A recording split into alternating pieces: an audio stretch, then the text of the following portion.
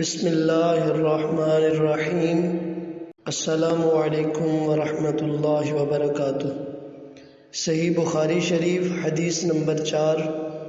حضرت سیدنا جابر بن عبداللہ انصاری رضی اللہ تعالی عنہ وحی کے رکنے کا حال بیان کر رہے تھے۔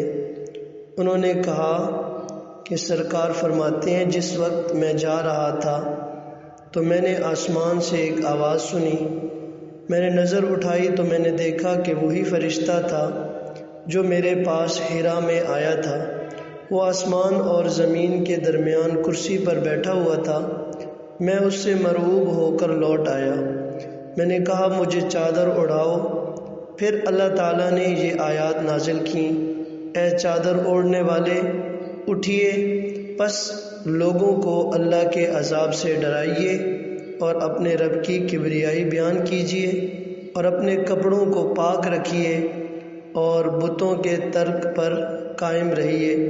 پھر بکثرت وحی کا نزول ہوا اور لگاتار وحی آنے لگی۔ اس حدیث مبارکہ میں حضور نبی پاک صلی اللہ تعالیٰ علیہ وسلم پر وحی کے نزول کے حوالے سے گفتگو کی جا رہی ہے کہ سرکار فرماتے ہیں، میں نے ایک مرتبہ پھر اس فرشتے کو دیکھا اور پھر سورہ مدثر کی یہ ابتدائی آیات مبارکہ مجھ پر نازل ہوئیں اور اس کے بعد پھر مسلسل وحی کا سلسلہ جاری رہا۔